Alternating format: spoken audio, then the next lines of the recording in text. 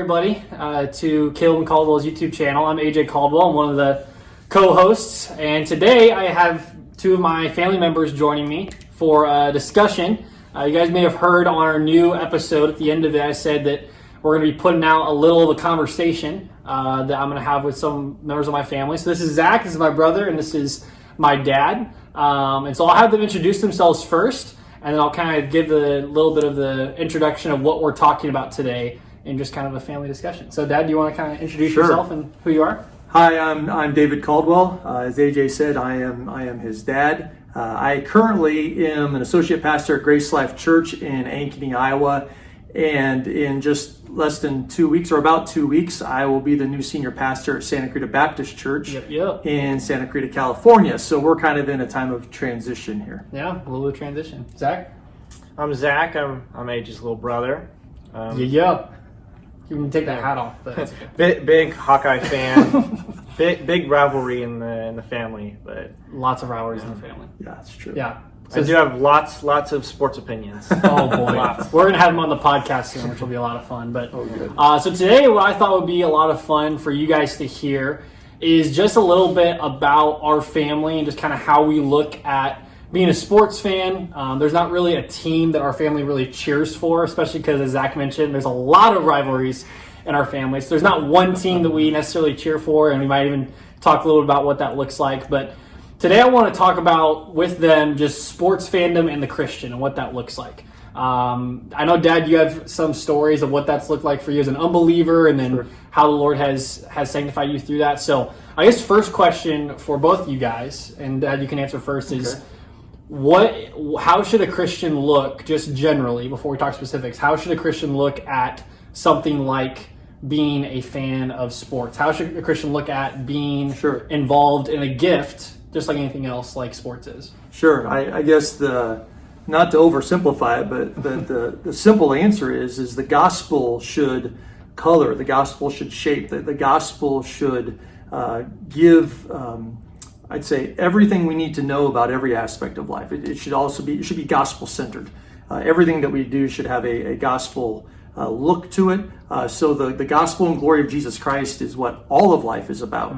And so when we think about that, our life is hidden with Christ in God, as it says in Colossians. When we think about sports, or we think about marriage, or we think about work, or we think about whatever, that one verse helps, I think, frame everything. So when it comes to sports, that would be true as well. When we think about being a fan of sports, the main problem with fandom in sports is it becomes idolatrous. And it can be true for Christians. It's certainly true for unbelievers. So I would say that's the simple answer, is that it should be a gospel-centered approach where it never becomes more important than Christ, and it never becomes our ultimate identity. Now, it can become part of our identity because who we connect with, who we cheer for, but it's not our ultimate identity. Our ultimate identity is found hidden with Christ in God. Yeah, I think it's a good point.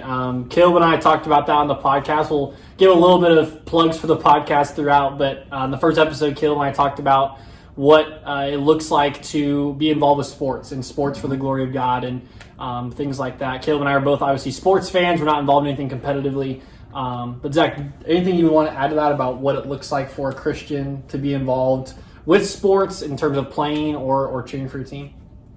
Well, yeah, I think especially in supporting really anything big is Christians need to live a quiet and tranquil life. That's a good point. Yeah. That's a really good point. Yeah. That things like sports and professionally, like you said, when they become too big of a deal, that Christian life is blinded and fogged. Yeah, no, that's good. That's a really good point.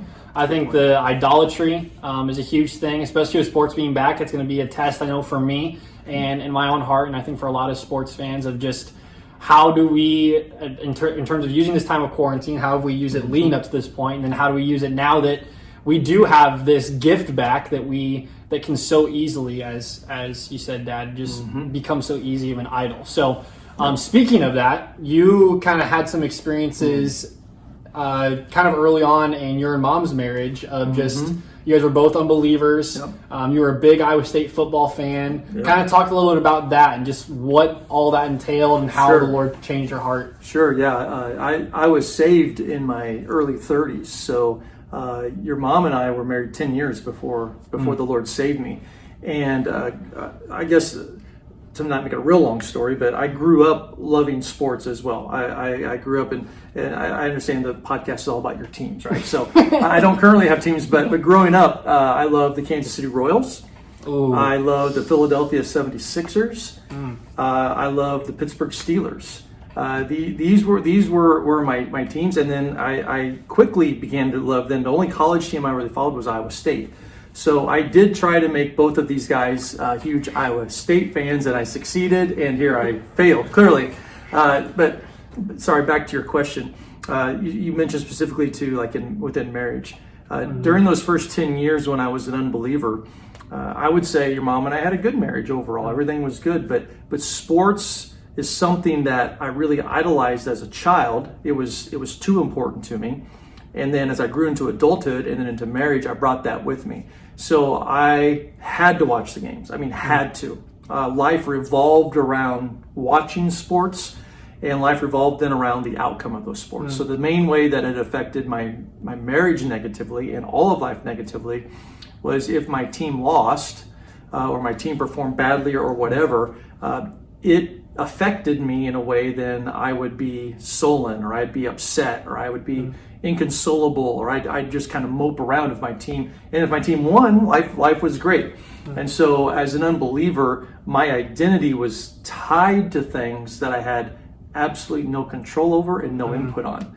And so while I would say, yes, I cheered for the teams and I enjoyed it, it was way too important to me, for sure. So we'll come back to that in just a second of what happened, how the Lord kind of changed your heart and how you look at sports and stuff. But before we do that, Zach, do you want to kind of give a little anecdote about things that you have learned kind of growing up, cheering for the wrong team? We're still trying to work on a sanctification, but working through that and like balancing those two things of being a sports fan and also being a Christian, which obviously should be the higher priority. Any thoughts you have on that? Well, yeah, I think especially as I am a young adult now, that I'm coming from, loving sports fully, and so now, Sunday becomes more, all God instead of all NFL. Yeah. Growing up, Iowa Saturday morning was a huge deal to me. I would say still is. I mean, it is. Yeah. College football is probably still my favorite sport. Yeah. What I see as a Christian adult, cheering for sports too is that it can be watching games and it can be following it on your phone. Yeah. But once it gets into the conversation, that's when it becomes maybe when you're talking about it too much. When you're maybe talking about it when it's too the only much. topic of conversation. That's a really good point. We're gonna come back to that actually in terms of how Christians who like have watch parties, things like that, like how we should interact in those scenarios. So that's a good point. We'll come back to that. But finish your kind of story when the Lord saved you, Dad. Yeah. What kind of happened? You mentioned you don't cheer for any teams anymore. Maybe explain why that is. Right. Yeah, I would say that right after being saved, I still followed teams. I wanted both. I wanted to be a big sports fan and also honor Christ with my life. And while I certainly am not saying this has to be anyone else's conviction, I make sure that that's really clear. What I found in my own walk with Christ was I became my own stumbling block. It was something that I struggled finding that balance. It was either all in, and I couldn't just have a piece of it. And so I still love sports. I still watch sports. But what I found was not having teams to follow was what was best for my sanctification personally. Now, again, I'm not saying that has to be everyone's case, but what I do now, how I look at sports now, is I enjoy following certain players. Like how's that person's career going? What kind of game did that person have? And I still enjoy watching sports. But now what I find is I have teams that I kind of lean towards and cheer for a little bit, but they're not my team. And now I really enjoy watching sports much more because I'm not as invested personally. And for me, it was what was necessary to make my marriage much more healthy, and it was what was necessary for my own. Zach, you mentioned it, just how much I talked about it and thought about it and things like that. It was too much. And now what I find is I have the balance. It took a while, but now I have the balance that I want. Now I like talking about sports, but I'm not all invested in it. I don't follow it like crazy. So the balance that I wanted, I actually have, but it didn't come the way I thought it was going to. Well, I think that I'll kind of share a little bit. You kind of instilled that in me and Zach specifically. Mom and Olivia aren't really as invested into it. But you really instilled that into me and Zach early on of like, hey, you can cheer for teams, but don't let it become this huge thing, you know? And I think that's really interesting because, I mean, obviously you guys saw we had Caleb's dad on, and their whole family is a huge Packers fans. And so, like, it's different with every family. And so I think what was cool about our family is that you didn't say, like, oh, you have to cheer. I mean, besides the Iowa State thing. I tried. Like, we tried. Obviously, we tried. But outside of that, it was more just, hey, you guys can follow whatever teams you want, but don't let it become an idol and don't let it become this major thing. And I think I definitely had to grow into that. I mean, getting saved right before 8th grade and still developing like a healthy balance of it. I remember like crying after important games that I had no participation in. I was just a fan. And you just kind of lovingly but also sternly just saying like, get over it. Like it's just a game. You know? And I'd just say quickly that one of the things that drives you two guys crazy is the Iowa State football game. Oh, don't get me started. And this probably irritates AJ more than Zach, but it irritates Zach too, is that being a huge Iowa State fan, when Zach became a Hawkeye fan, I realized that the worst thing I could do as his Christian father was to make him feel bad about that. So to AJ's very, very much, he does not like this at all. I root for Iowa State. I don't necessarily pull for Iowa State. I want to see a good game. I pull for both teams. And that's how far I've really come in that. And what I saw that is because of I wanted to not be a stumbling block to either one of you. So that's just an example. We're working on everybody's sanctification, obviously, as you can see. There's tons to the point of on. Even last year, we went to the Iowa State football game. That was an experience in and of itself. Decked out in Cyclone gear, decked out in Hawkeye gear, and I sat between them, and I just wore a plain blue shirt that was neither one of their colors. So this is an example. It was a sight, and I mean that game is in general. That was a 3 game. weather delays. Never there all day. College game. You are never gonna forget that game. And then at the end of all of it, we're about to go down and score a game-winning field goal to win the game. And what happens? But it's not even something like that is respectable. It goes off the back of someone's head on a punt. Like my first time going to that game, that's how it ends. So it's. Whoa! Sorry, I didn't mean to bring up a sore subject, but that is an example of how I've navigated this very issue. It really is. With you guys as sons who are both of you are big sports fans, and I'm okay that you're both big sports fans. I think that's a good thing, and I am not at all saying that you shouldn't be. Yeah. So. One more thing I want to touch on before we transition into how we as Christians interact when watching sports altogether is.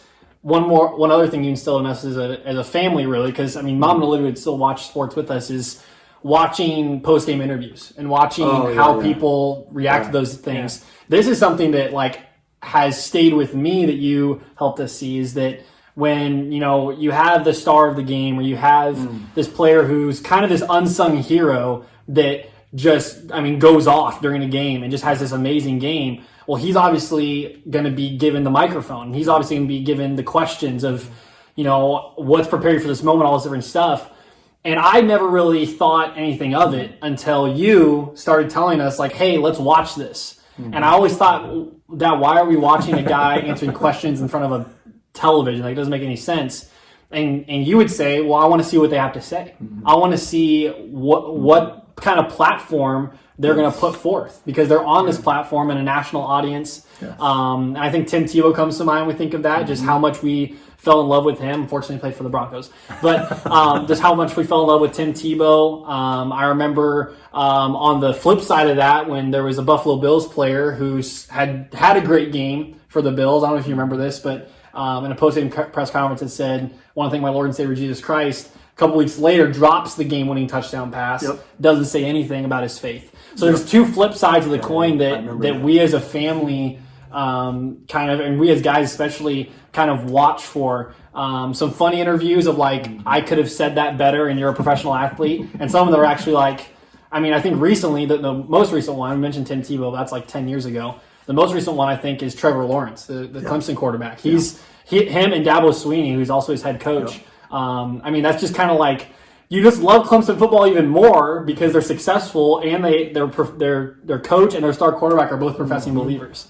And it just works out. Well, so how about Super Bowl 52, the Eagles? Oh, with Nick Foles, Nick Foles, who you had was one Doug to go. Peterson, and on the bench Carson Wentz, who is a professing believer. That's true. Yeah, the Eagles are also a great team. So there's just a lot of different things that you instilled in us. But I want to transition now into something you mentioned, Zach, of how much we talk about sports and how much it becomes a part of our lifestyle. One thing that I want to talk about now that you mentioned, Zach, is how much we talk about sports and what that looks like from a Christian perspective. So imagine if you guys will just kind of a watch party. I'm sure all you guys have been to watch parties of enjoying hanging out with friends, especially Christians, enjoy doing those things with the Super Bowl or things like that.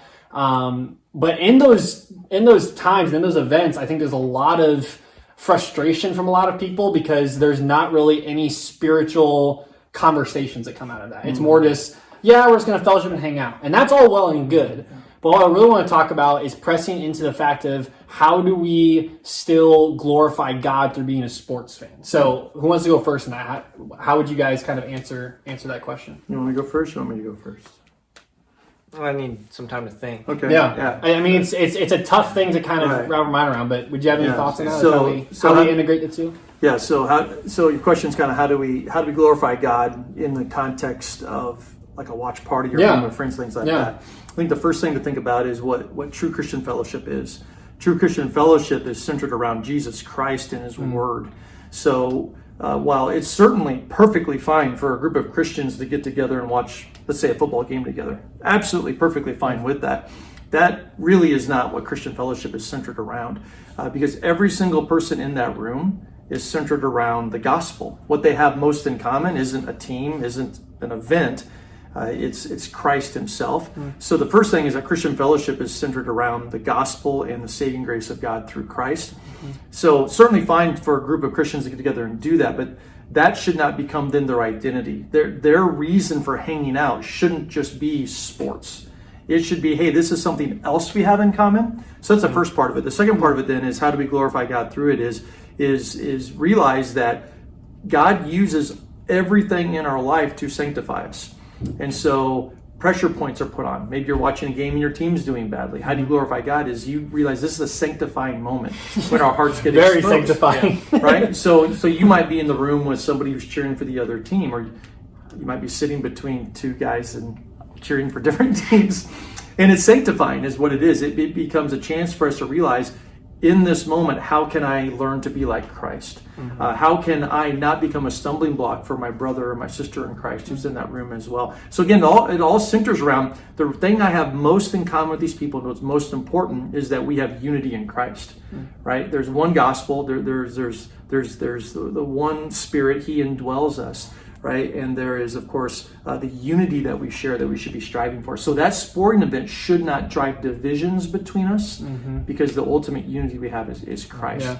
So let's say a group of Christians are together on a Sunday morning worshiping Christ. That same group of Christians should not then be later watching a game where they're really actually angry with one another because of a sporting event. Well, a quick note on that, you bring up Sunday mornings. I think there's a common misconception that there just is you just flip a switch after church is done on Sundays, and it's just now you're an NFL fan. For one, Christians should be valuing church on Sunday mornings far more than the NFL. I think, depending on what time zone you live in, sometimes the pregame of the NFL and things like that comes at the end of the church service.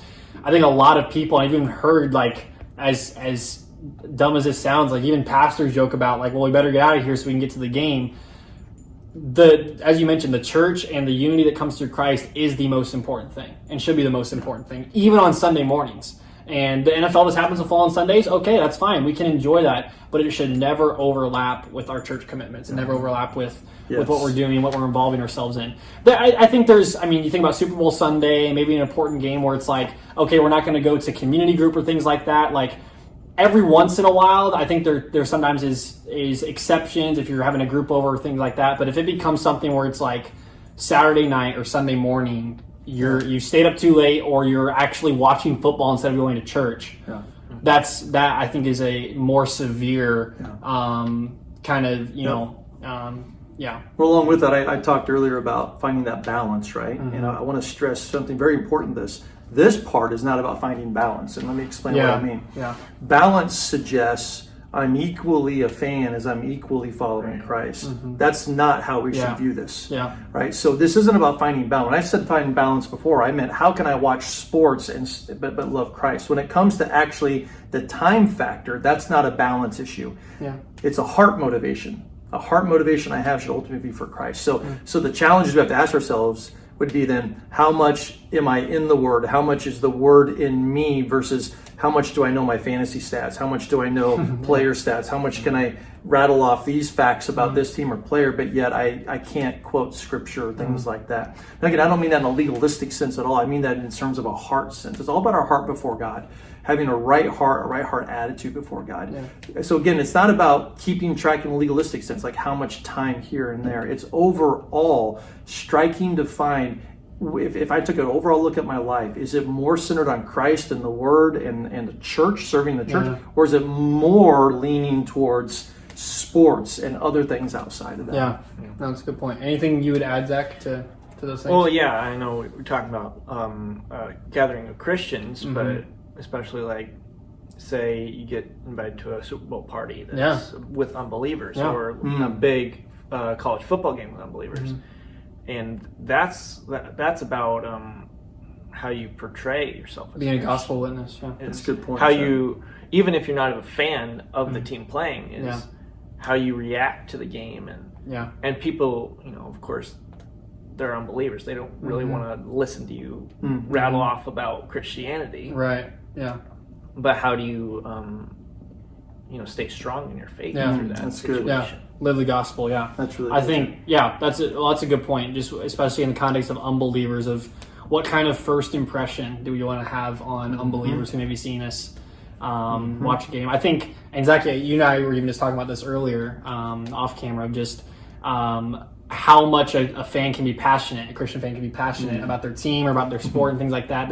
There's fun things that come with that, but I think there's also a line to be crossed where, you mentioned when you're an unbeliever, just how you interact with people based on the outcome of the game, or how you're portrayed by other believers, where they may even be, standoffish because, they don't want to upset him because of his team. I think that's when the balance does come in, where it's, I'm watching this game. Sure. Yeah, this game's important to me, but it's just a game. Yep. And that's something that you instilled in us very early on, of March Madness, when Iowa State would lose year after year after year after year. It's just a game, and life goes on, and there's more important things to get to, maybe even that next day. If there's a game on Saturday, guess what? Church is Sunday morning, Jesus is risen, Christ is still king, the sun comes up. That's something you always say, the sun's going to come up tomorrow morning. And that the outcome of a game has no eternal consequence. Right. Yeah. There's nothing eternal in terms of the gospel surrounding the outcome of a game. Yeah, that's true. And I love what you mentioned, just how much is the Word of God in us. I know it's a conviction for my own heart of, like, during this time of quarantine, there's been a lot of, like, lazy time that we need to take advantage of more than I think I have personally done. So no, this has been a good discussion. Last thing I would have for you guys is just kind of, as we look at this season, there's no fans, there's no the environment of sports has changed forever. I mean, think about MLB. Like, this is the first time this has been this sort of a season without fans since like the 1800s. How do we as Christians look at that? Look at a different environment like that, still value it, because I mean, the only way you're going to be able to go to see games now is via the television or via looking at highlights and stuff. How do we take this new normal, so to speak, of sports, and still have the same thought process as a Christian? Well, I don't really want to get too deep into. No, yeah. I mean, and there's obviously, I know what you're thinking. There is a way that this specific season of sports can be tempting and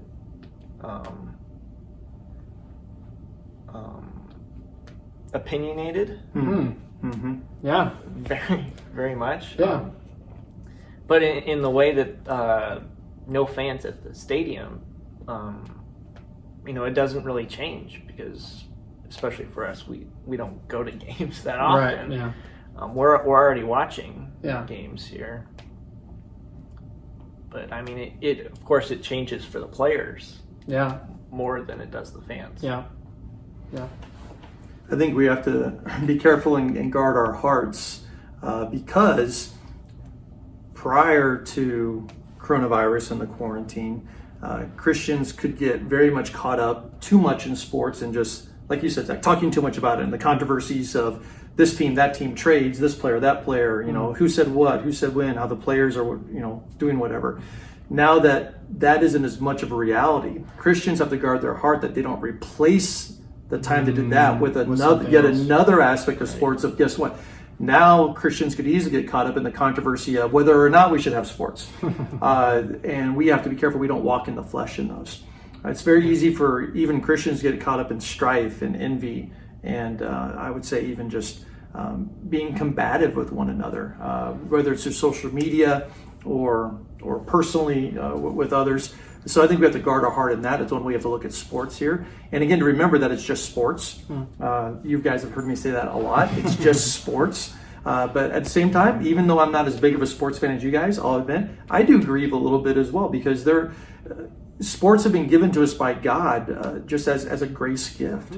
Now, it's common grace. There's nothing salvific within sports unless someone speaks the gospel. Faith comes by hearing by the word of Christ. Yet there is the goodness of God that we have sports at all. So as sports got removed, what we should be replacing that then with is more of God. And more of His Word and more of true Christian fellowship. So if you used to have watch parties for events that aren't happening anymore, how can we replace that time now with still righteous behaviors? I think that's the challenge for all of us. Yeah. Well, I think you think about how much time went by without sports. It's very easy to just be like, well, I have it back now and I can just go back to normal life. And it's like, well, what did normal life look like for you before? And I've heard some very helpful, like solid theological voices about this of whatever your life looked like before, the world started falling apart. And in terms of your commitment to the Lord and commitment to Christ, be that person. Go back to the deeds you did at first and pour into those things. Pour into people. Pour into guys, those that aren't sports fans. Let me just give a quick note on that. I know those types of people. I love those types of people. Don't look down on those types of people. They are believers just as much as the next person. And in fact, they actually have more opportunities sometimes because they don't have the distraction that can easily be for us for sports. So don't look down on those people. Love those people, especially because they now have the opportunity to joke with you about sports again because sports are back. They didn't have the opportunity to do that. So they missed it just as much as you did, even though they wouldn't admit that. But love those people. Be for those people. Those people are at your church. Those people are your coworkers sometimes. Those people are people that you interact with a lot. So be for them. Think about the one of the tenets of the gospel. One of the gospel virtues is to be for people. Believe the best about people. No one is good, but look at someone and don't immediately think of someone. Well, they're not as righteous as I am because they're an unbeliever. I'm going to show them just how good of a sports fan I am as a Christian. Live the gospel just like you would if you were in a room of believers. So I love the discussion. I'm thankful for the discussion. We have our dog down here already just kind of making himself at home as he always does. So sorry for the background noise. But thank you guys so much for watching. Thank you guys for joining me for the discussion. Make sure to give them some love in the comments. If you guys want to see something similar to this, let us know, whether it be through Zoom or things like that. Caleb and I are obviously in different locations. We appreciate you guys watching. As always, just continue to give us some more feedback as we look to the future and just kind of what this YouTube channel and this podcast looks like. So until we see you guys next time, God bless.